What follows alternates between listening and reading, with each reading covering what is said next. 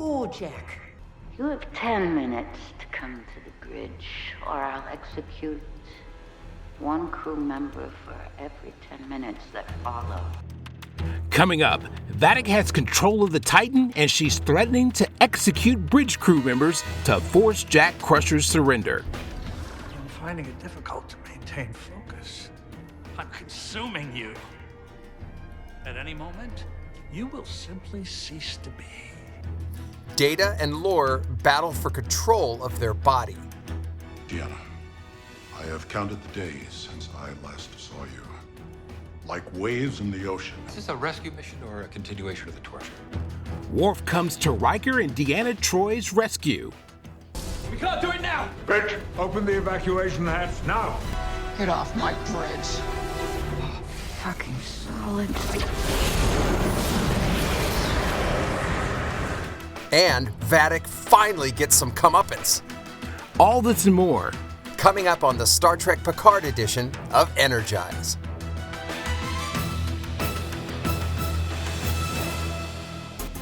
Energize.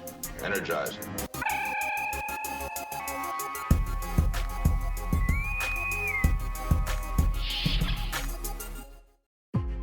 We're jumping to warp speed with Jean-Luc Picard and the Star Trek Next Generation crew. You're listening to Energize, a Star Trek Picard podcast, your source for in-depth analysis, colorful debate, and exciting discussions about the final adventure of Admiral Jean-Luc Picard and the Enterprise D crew. I'm your host, Anthony McLemore. And I'm Steve Truitt. This week, Vadick's tyranny aboard the Titan becomes deadly as she threatens execution of the Titan crew to coerce Jack's surrender. And an internal battle between Data and Lore could assist or prevent Picard and company from taking back the ship. How many Titan crew members will lose their lives before Picard, Riker, and the crew can figure out a way to defeat Vadick? Here's a warp speed recap of Star Trek Picard Episode 8, Surrender. Attention crew, USS Titan. Can you access the ship's security comms from here? I'm trying, but the bridge is locking us out. This is your captain speaking. Damn it, comms are dead! Fall back! You are now without sight, without sound. We must find a way to regain manual control, or we'll lose everything. Ooh, Jack. You have 10 minutes to come to the bridge, or I'll execute one crew member for every 10 minutes that follow. Jack, don't sacrifice yourself. Time is running out, and I have to do something now.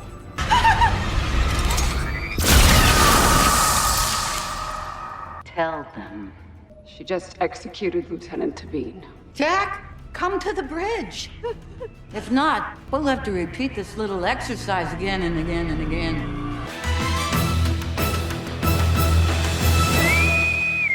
All right, Steve. So this was a, how do I put it? Kind of a cringe-worthy episode. And for me, cringe-worthy because it was very uncomfortable because of what Vadick was doing. Yeah, I had some other cringe stuff going on. I didn't like what Vadick was doing for sure, and I was definitely involved in all of that. But there was some other stuff I want to make comments on a little bit later. We'll see. Okay, so we begin where we left off, where Vadick has taken control of the Titan. She's on the bridge. She's in the chair. She's assumed command, which she said she's the captain of the Titan. And so we have Shaw, Seven, and the bridge crew are now hostages, and they're all lined up. And I mean, we're in a terrible, terrible situation. Now, take their ears. Ensign range to Truitt, do you copy? Damn it, comms are dead! Fall back! Take the very road ahead of them. Right, and Vadick is sitting there, sitting in the chair and smoking her little whatever cigarello or whatever she's doing. And, she keeps cutting off communications and escape routes for fleeing crew members running down corridors as they're being chased. I mean, she's just playing cat and mouse with everybody. Oh, yeah. I mean, it was pretty cold-blooded. And for added measure, she's broadcasting the gunfire over the entire ship, terrifying everybody. And, all the rest of the crew is helpless, hearing everyone else being killed. And this is very Khan-like. And I loved Amanda Plummer's performance. And she had me on the edge of my seat because I didn't know what she was going to do next. Yeah, and I would disagree with the Khan thing. I think that Khan was angry and vengeful. She's more like who was that guy on The Walking Dead with the baseball bat? Negan. Yeah, this is more Negan to me. This was the scene. I stopped watching Walking Dead at the end of season 5 when Negan showed up and just started baseball batting everybody. And I remember thinking, just like the bridge crew here, they were all lined up, and they're just sitting there letting him baseball bat them. And I'm like, why isn't anyone fighting back? Like, this is Starfleet. Why are they standing there? It really irked me. Yeah, because if I'm going to go out getting shot or killed. I'm not going to wait for it to get bashed in the head. I mean, that was the one thing I wasn't going to do. I have always said about myself personally, I'd be a terrible hostage. Like, either kill me or let me go because I'm going to make your life miserable. Yeah, unless you're trying to suss out what this person's really going to do. Maybe that's the thing. You don't want to jump the gun too early. So, I mean, Vadick was just crazed. I mean, she's relishing in this. And so she's, as you can hear all the screams, she's like playing like a conductor to the sounds of people being killed. And I was just like, oh my God, this is awful. Really twisted. So, yeah, of course, Jack can't, Jack, as we've seen develop over the course of the show, he is a moral person. He does have a code, and he doesn't want to sit there and hear all this. He knows that because of him, people are being killed, and he doesn't, you can see that he's already like, I need to go up there. But they won't let him. Of course not. You can't do that. Yeah. I mean, Vadick's crazy. She's locked us out, seized control of half the bloody ship. Attention crew of the Federation starship USS Titan. This is your captain speaking. So he goes inward, and we see that he's able to see what's going on in the corridors, which is strange. And I'm like, it's episode 8, and they're still not telling us who this guy is. I know. That part is being strung out. And I'm just like, oh my goodness, this is killing me. But what an ability, and maybe a good opportunity. I think so too, and you had mentioned before the first 3 episodes were Act 1. I think Episode 8 was the denouement of Act 2. We're now in Act 3 fully. At the end of this episode, 9 and 10 will be Act 3, obviously. Yeah. And so Vadick, basically gets on the intercom and she announces that if he doesn't give himself up, that she's going to start killing bridge crew members. Yeah, and it's and again, 7 of 9, who was such a badass, is standing there, and Shaw, who's such a badass, is just standing there, and I'm like, why are they doing this? This really sucks. Like, it's not fun. It's not fun, but they can't do anything just yet because, I mean, I think at this point it would be a senseless death because you don't know what's going down below.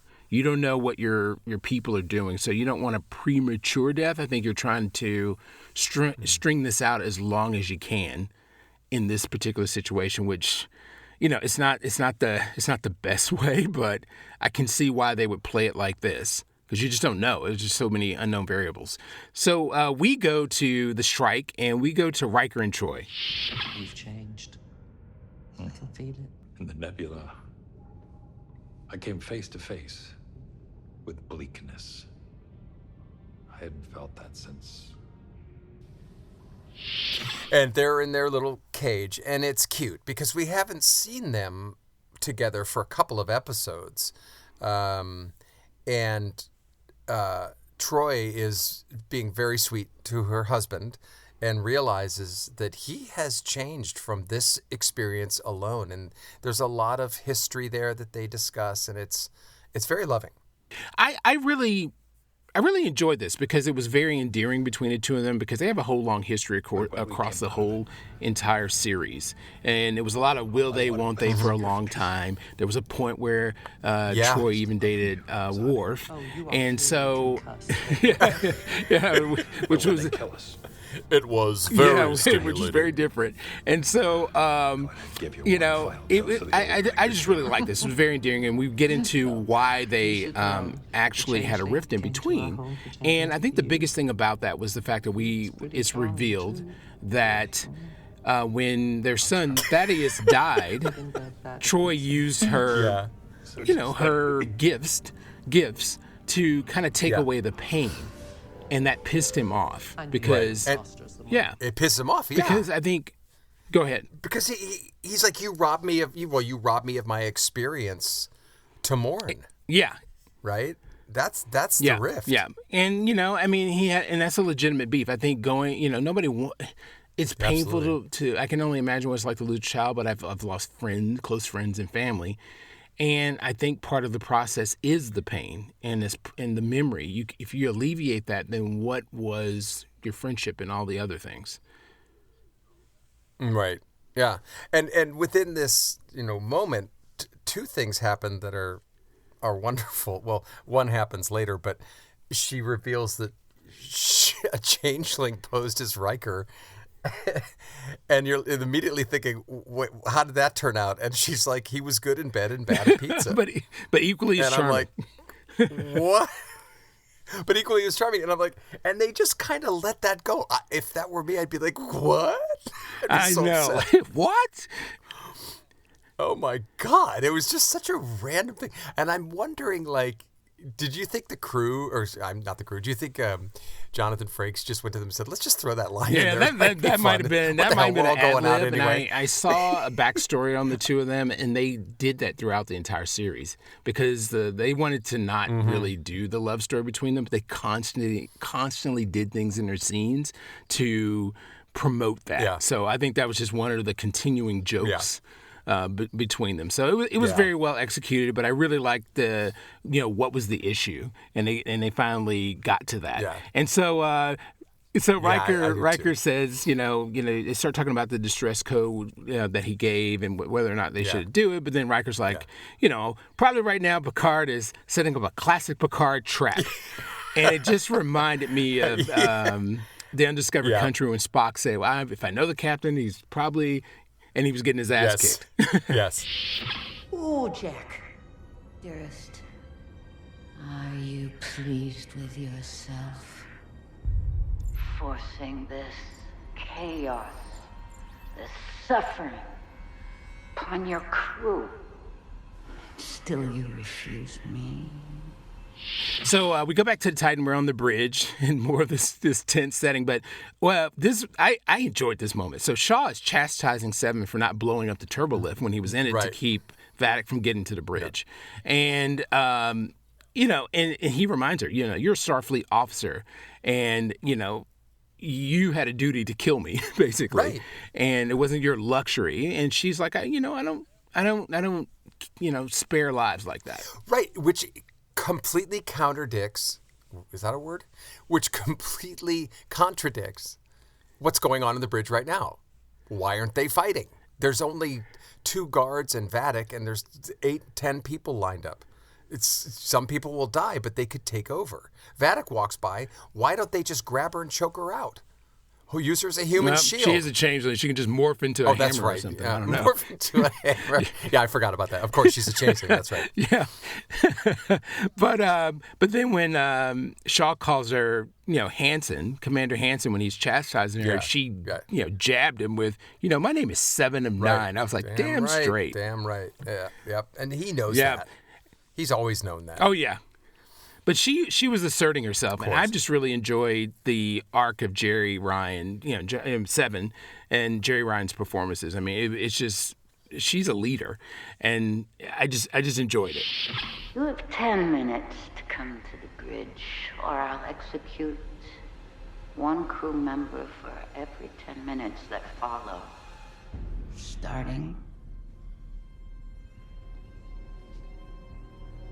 Well, now. So Vadick, finally announces, listen, I'm going to kill somebody every 10 minutes if you don't come up here on the bridge, Jack. It's starting now. Right. And Jack's like, I'm going. But, again, Jean-Luc is just like, she's going to kill everybody anyway. This is what she's here to do. This is the Starfleet equivalent of we don't negotiate with terrorists.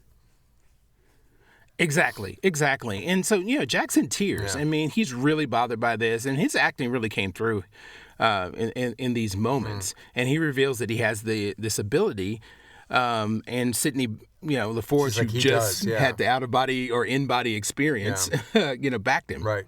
And so, of course, Jean-Luc's like, well, actually, we can probably use this. Let's do this. And, I'm not going to go too deep into this, but this is very much like children versus parents. The Tao of parenting says you never really know what's in your children's minds, ever. And you'll know this. You'll know this as a dad as your son starts to grow. And that's what's happening here. He's like, it takes a lot for a kid to admit to a parent, hey, this is happening with me. And to me, that was a pivotal moment when Picard's like, I see who you are. Let's use those gifts. I thought that was awesome. Oh, yeah, it was great. And it was big of him to finally admit everything that was going on with him and be vulnerable in that moment. Yep.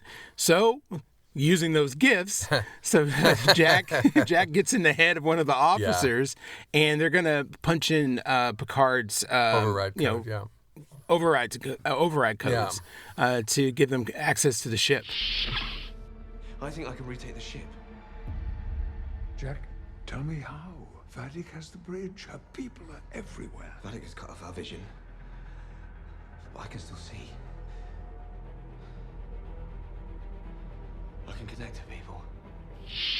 But Vadick sees it. I'm like, damn this. It's because he was really stealthy about it. He reached around and he's kind of doing it. I don't remember this part, but I don't know if the noise alerted Vadick or if she just saw it. But of course, And she looks right in the guy's eyes, and she's like, "Is that you in there, Jack Crusher?" Oh yeah, I mean, she clearly knows about these abilities. She knows. Yep. So she tell us already, Changeling. Yep. Open comms. Jack, I'm afraid your first 10 minutes have expired.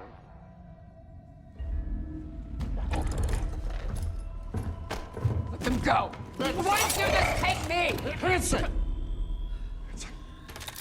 There is nothing you can do. He's right. And so the first 10 minutes are up, and so she puts two officers on their knees, and immediately I'm just like, oh my God, this is like Star Trek 3, The Search for Spock. When Kirk's son got killed. Yes. Yes. I was just like, and the second Savick. Yep.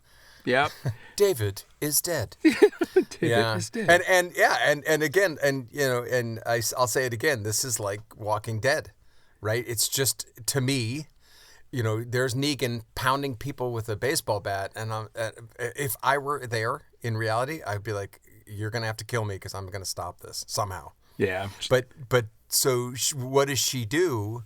She points the gun at one person and then just turns it toward the Vulcan who's standing there. Yeah, that caught me. That one caught me off guard.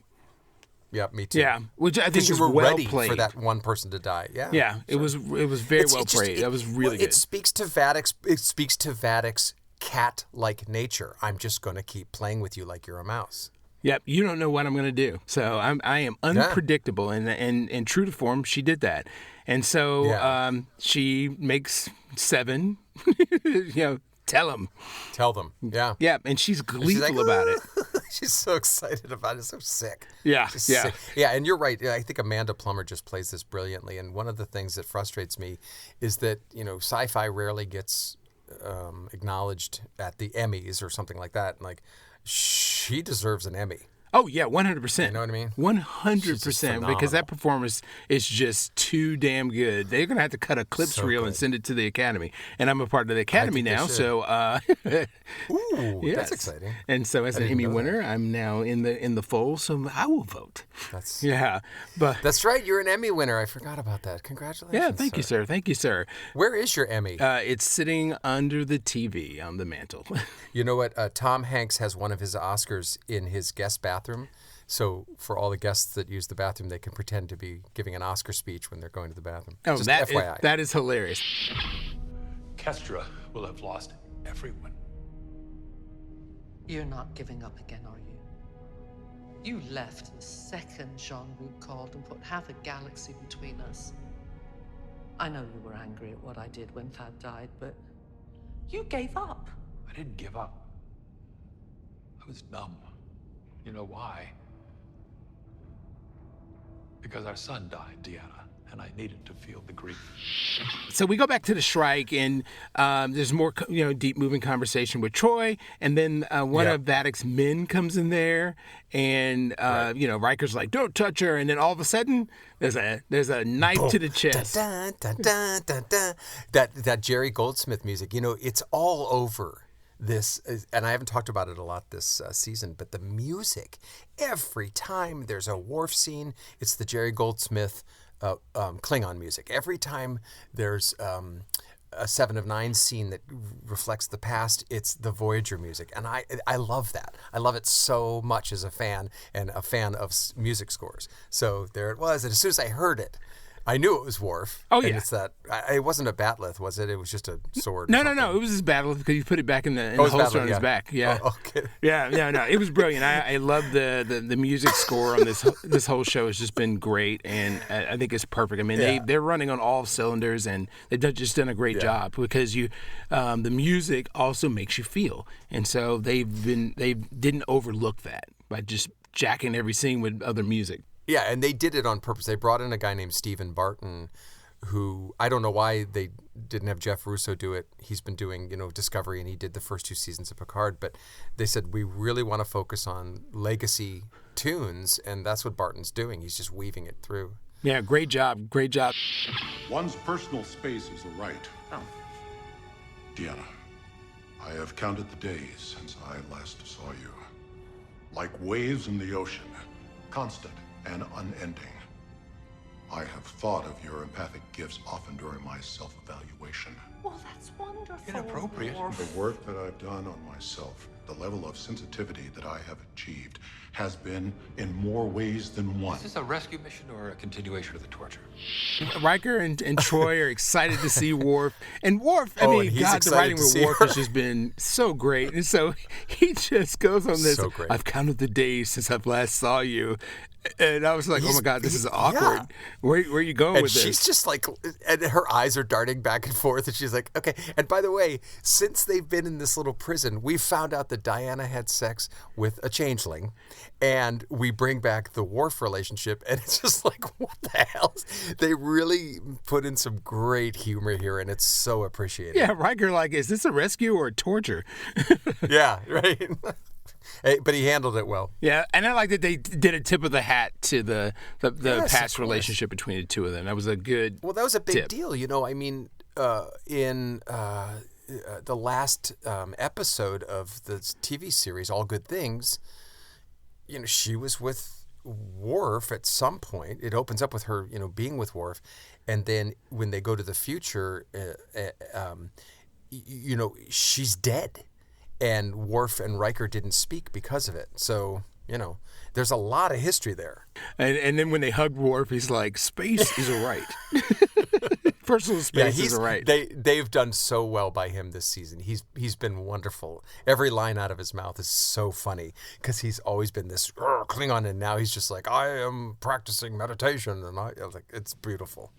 I tried everything to regain control of even just one system. In a year, I could write a code that could maybe override her commands. In a month, my father could do it, but in minutes, we'd need an asynchronous AI matrix capable of computational speeds beyond 90 trillion operations a second. Data, can you hear me in there? Or am I talking to Lore?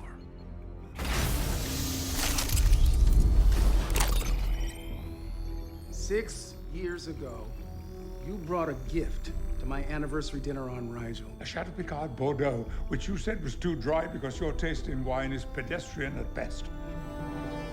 Definitely Picard.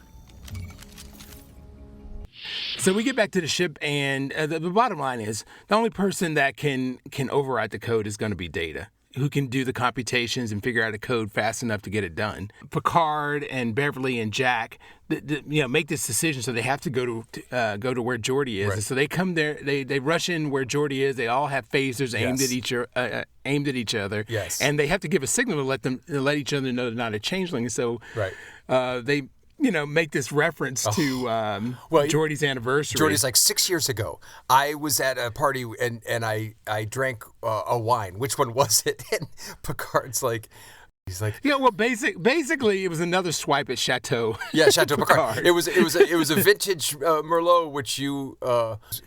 It was very. Yeah, he said his taste in wine was a bit pedestrian. And so he's like, okay, it's just another running joke. Friend is removing the partition between us. He's hoping you will overpower me so they can regain control of their little ship. Whatever he's attempting will only hasten the end for you. So we go inside Data's head, and I just thought these scenes were brilliant. Yeah. I just thought it was really, really well done, and speaks to Data's life and his experiences, and Lore's lack of having friends and lack of having a life. And, if you think about Lore, he's very two-dimensional. And you're right. The lack of his life and friendship has left him in this two-dimensional state. He's just Loki, basically. He's just a trickster. He's just a jerk, right? He doesn't have depth. And he's bitter. And he's bitter. And he's emotional, too, right? So he's bitter about that. And the thing about Brent Spiner is he plays two characters so well that you forget that it's one guy. And exactly. I'm like, I had to stop myself and go, wait, this is just one guy. This is not Data and Lore. And I don't think Brent Spiner's Oscar worthy, but he sure as hell plays this character, or these characters, I think, just brilliantly. Oh, yeah, because in the last episode, when he was flipping back and forth, he's talking in Data voice, and all of a sudden he jerks his head, and then he's like, oh, Picard, your face is so old. It was just like, oh, my God.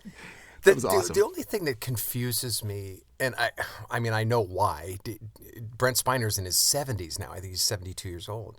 They just went ahead. 74. 74. Oh, my God. He looks really good for 74. They let him, be the gray-haired guy. Because in the first season, they darkened his hair, and it just looked ridiculous. He looked old. But why make Lore gray? Why age him? Well, basically, I don't know. They said that was part of the experience that they wanted with this model that Soon wanted. So that's a part of it. The thing they've had to do, and they've done it well, but the thing they've had to do throughout this entire series is explain why everyone's old. Like, Q shows up, he's like, oh, you got old, I'll be old too, and he snaps his fingers. Guinan, Picard says to Guinan when he meets her, why did you suddenly decide to age? You've been alive for 1,000 years. And she's like, I wanted to try it. So they have to explain why everybody's old.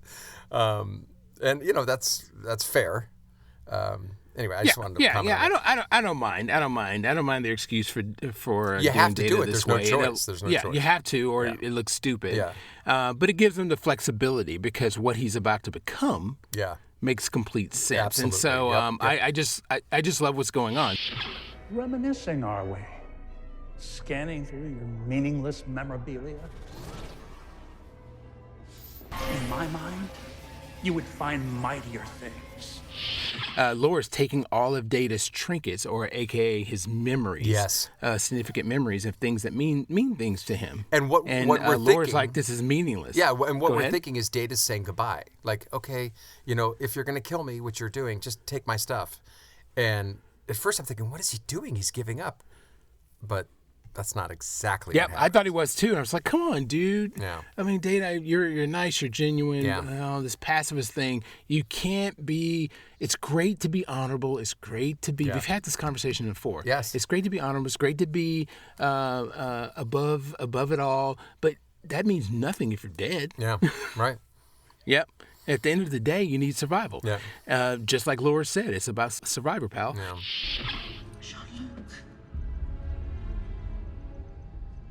Do not worry. It is not him. It is only his former shell. His biological body, before he went positronic. This is what the changelings really wanted from Daystrom Station. However, it is not Picard's body they wanted, but what it contained.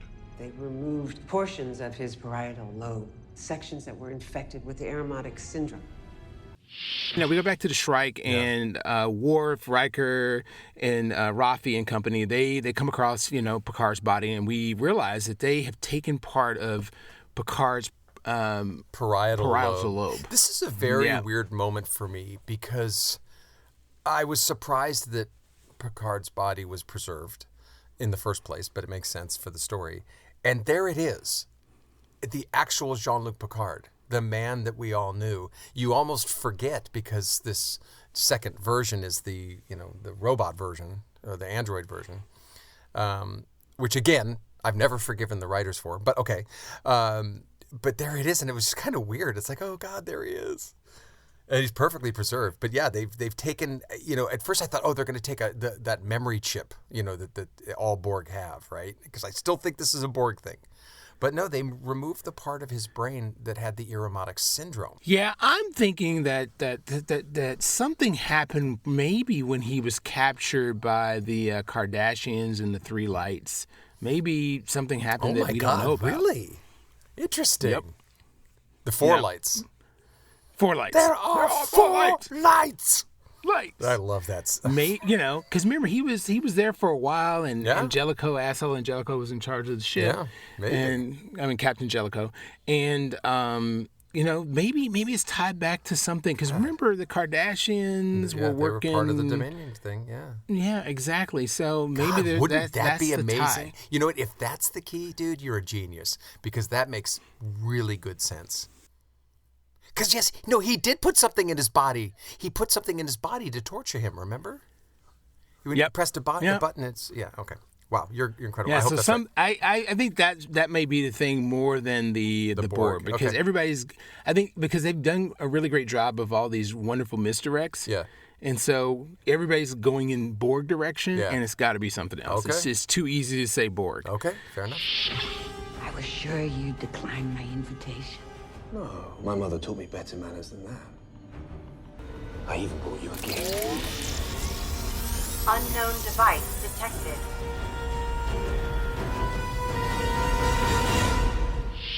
So they send Jack to the bridge. Yeah. And he holds up what looks like Green Goblin's, little pumpkin bomb. Yeah, grenade from Spider-Man, yeah. And it's like, oh, and he's willing to die, which I'm totally cool with. Curious. I'm finding it difficult to maintain focus. Not your focus, brother. Your existence. I'm consuming you. At any moment, you will simply cease to be. And inside Data's head, Lore's winning. Data's slowly fading. And Lore's like, I'm consuming you. Which at that point, I was like, okay, wait a minute. That's the key word. Yep. Lore is consuming Data. This is where I got it, too. I'm like, this is the rope-a-dope. He's allowing Lore to take his memories, trinkets, and so forth because Data is basically infecting him with himself. Exactly. And so, a nice little tip of the hat to Tasha Yar. Yeah, that was so cool. I love that. And so, now that Jack's on the bridge, Vadick sends the bridge crew into the ready room, and Seven decides to stay on the bridge. Hanson, what are you doing? Accepting the consequences. You really should have gone. You really shouldn't have come up. How fitting it is for you to stay and witness this.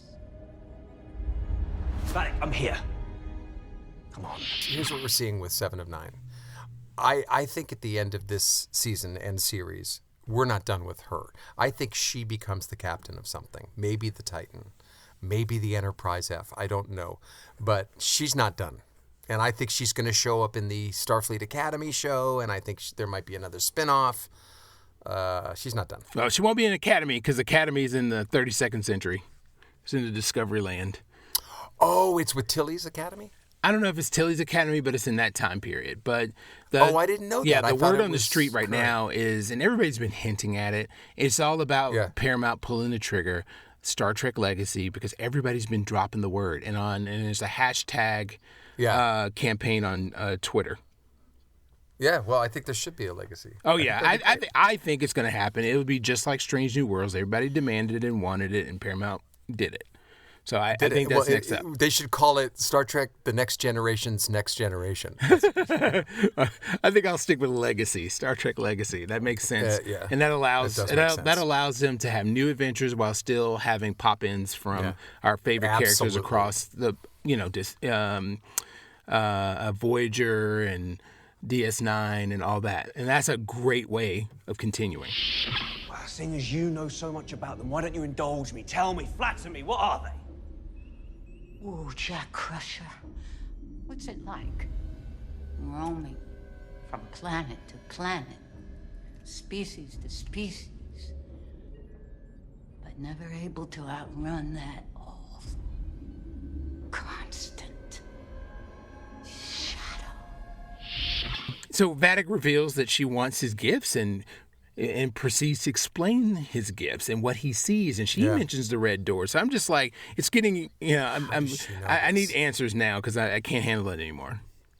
Yeah. Oh, you wrote she deserves an Emmy. That's cool. I got ahead of it. Sorry.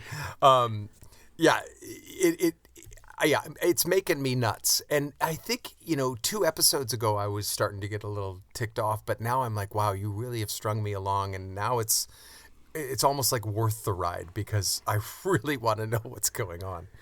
Yeah. When we get to the end, I'll say something because I kind of looked at a little teaser and it gave me some. Okay. Yeah, I don't want to know. I don't want to know.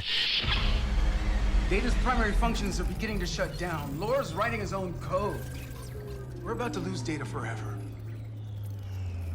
Included in this memory are the many hours I spent playing poker with my friends. These belong to you now. Why are you giving me these things? Because you have had nothing, while I have had everything. So we get back in Data's head. Things are looking bleak. Lore can't understand why Data is willing to give up things that he loves, and including his cat, which is like the best thing that Data ever had. I know, that was the last thing. Yeah. Yep, Spot. Yep. Because Spot told him, taught him love. Yeah, and Lore has had nothing. And again, this is the 2-dimensional Lore, not understanding the depth of what Data truly is. And the saddest part is this twofold experience of Data giving things up and seeing his past, and then him just disappearing. Lore wins and he's gone. Yep, and we're like, damn. But then all of a sudden, Data reappears, and he reappears. I'm like, yeah! I was so excited. Yeah, and then we get the whole point, and it was very poignant the way he explained it. Yeah, and I saw that coming. It was the memories and the experiences that you thought were trivial or trophies. They were the summation of my life, and it's now a part of you. You can't ignore it. And now the two have become one, as soon one. Yes. Now, are they Data Lore, or is it just Data? Didn't they say something like, "What do we call you now?" He's like, "I don't know," or something like that. I may have missed that one, but I think he's Data. Yeah, I think maybe not. Data is the overriding, but all the elements of lore, all the, the silliness, and, the funny. Yeah, exactly. Yeah. Yeah. So basically, he's what Data always wanted to be. Now he's a complete human. And I think that I think it speaks to winning the war without being ruthless. He never was ruthless. Yeah. He never stepped out of line, but he just outsmarted him. And I think it was a brilliant strike. He played 3-dimensional chess. Absolutely. Yep. And that. I think that's always a good thing. Data, we need your help. The ship is in trouble. Say no more.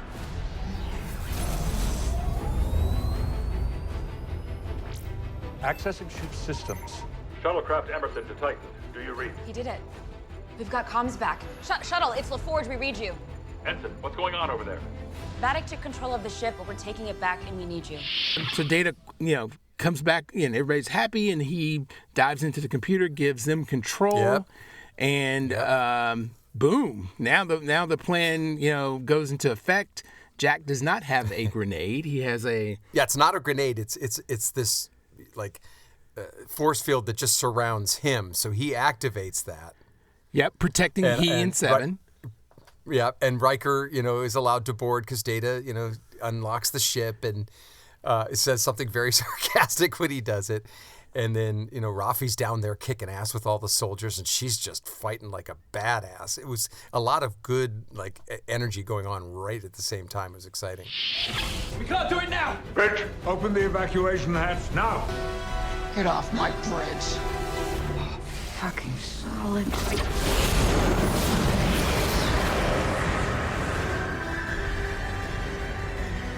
And then Picard gives the order to to open the emergency escape hatch. And then Seven says, "Get off my bridge," like Harrison Ford in Air Force One. Get off my plane. Get off my plane. Yeah. And off they go. And it was they didn't just get blown out. They followed her as she became a frozen chunk of ice because this changeling, can't survive the vacuum of space either. And what I thought was the most poetic is that she is blown out to the Shrike, where she then crumbles into a billion pieces. Yeah, she hits the Shrike and shatters, but as she's being sucked out, it was so funny. She goes, "Fucking solids." Yeah, that was great. I loved that. That was so great. And then, it's time to do what they got to do, and they just start shooting at the ship, and they just blow the hell out of it. Yeah, I loved it. And fire everything we've got. Yeah, Seven was badass. I believe we're good here. Hey, Data, you just used a contraction. No, I didn't. No, I heard you clearly. It appears I'm capable of using contractions now. And humor, too. Wow, that certainly is new. Many things are new to me, including myself. So now we have new Data. He's a changed person. And then there was this really great moment between Geordi and Data. Because he uses a contraction. And that was a running joke, or at least a few times throughout the series. Riker identified a fake Data because he used a contraction in one episode. And Data's like, "Did I? I don't know. Okay, whatever." It was great. Yeah, and really cool. And then the reaffirmation of Geordi and Data's friendship. I thought that was a really good moment. Again, those are my two favorite characters in TNG, if not all series. I love those two guys. I was always a fan. Yep. And then once again in the ready room, it's the whole gang back together. The reintroduction of Data. The new and improved. It was so great. A long time since we all sat around a table like this. Too long, really, by far. I am so grateful to be here. Hardship may have brought me here, but I want you all to know that there wasn't a day all those years that I didn't miss all of you. And we missed you too. I have slaughtered countless enemies over the years and considered sending their heads to all of you. But I was advised that was passive-aggressive. All that matters is that we are together once more. Because I need you. All of you. Yeah, they're all just giving little anecdotes. I missed you. And he's like, that's his way of saying I missed you all. Yeah, exactly. And Picard's like, we need this now more than ever. And there's still a battle. We still got 2 episodes left. They're going to be huge episodes. But, one more thing has to be accomplished. Now that Troi's on board, she says to Jack, "Hey, listen, maybe I can help you. Let me get inside your mind and see what's going on." You don't spend a lifetime practicing the art of charismatic deflection because you want to invite people in. Well, as a counselor, I would normally wait for you to seek me out, but I think we can both agree that the quickest path to the truth is what everyone needs right now. So she sits down with him, and we're heading towards the red door, and there we are. The end. And a hand reaches out. Yep. And turns the handle, and what happens? We go to black. That's it. There we go. They're really, really milking this. But good. They had us hang on, and it's been working. It's been fantastic. Oh yeah, I mean, I thought this was a really good episode. I mean, there were other episodes that were definitely stronger, but I wasn't mad at this episode at all, and I loved the tension and those kinds of things, and the whole Data thing I liked a lot. But you said this wasn't your fave. Well, it wasn't my favorite because there was because again, like with The Walking Dead and Negan, when you've got people lined up and your only weapon is a baseball bat, I'm just like, why aren't you rushing this guy? Yes, she's a changeling, and I realize now they can't rush her because she's a changeling. But I would have liked maybe one of the dumb ensigns to try to grab her as a surprise, and then have her change and kill him. And like, see, no one try that because you'll be next, or I'll kill everybody. Right? Just something to say, hey, at least I tried, because they are Starfleet. They're just standing there, and I just didn't like it. It messed with my sense of righteousness. Like, I wouldn't stand there. I'd die fighting for, you know what I mean? That's what bugged me. That was it. Otherwise, it was a good episode. So this week's episode was great, as they all are, but there's definitely a couple of moments that stand out. I missed loving you, Zadi. Oh, you are clearly concussed. Oh, definitely. But when they kill us, at least I'll die. Knowing I give you one final dose of the old Riker charm. Yeah, for me, with a nod to Data and Geordi, I love them. My favorite part of this episode was the prison scene with Riker and Troi, because you've got a conclusion of a distance that brings them back together. I like that resolution, and also just a lot of wonderfully joyous sexual tension going on. She talks about the changeling actually sleeping with her, and then Worf comes in and there's sexual tension there. And I don't know, it tickled me. I loved it. I laughed out loud during those scenes, so I liked it. Yeah, it was hilarious. I mean, the writing for Michael Dorn has just been really, really good throughout the season. He's been refreshing in every scene that he's been in. Because absolutely. I'm just waiting for him to say something. You are a Starfleet officer. You don't have the luxury to only make choices that feel hunky-dory. Everything has consequences. Consequences like saving your life? Commander. My name is 7 of 9. So for me, the best moments for me, I mean, there were a lot of really great moments. So, but I just really enjoyed Jerry Ryan's performance. I mean, 7 of 9 was just on it all the way through. And you could just see her growing in confidence. Because remember, at the beginning of the series, she was questioning her place. Should I even be in Starfleet? But she is coming into her own. Capped off with basically telling Shaw, don't call me frickin' Hanson. My name is 7 of 9, dadgummit. Right. And get off my ship. She's going to be a captain. This is, mark my words, she'll be promoted in this series, and I think we're going to see her again in another show. Maybe the Legacy show, I don't know.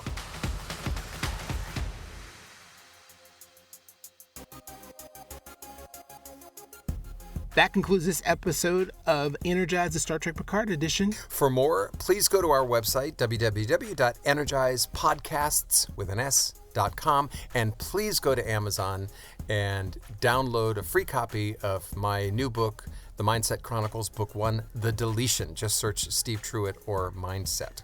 Thanks for listening. I'm Anthony McLemore. I'm Steve Truitt. Live long and prosper.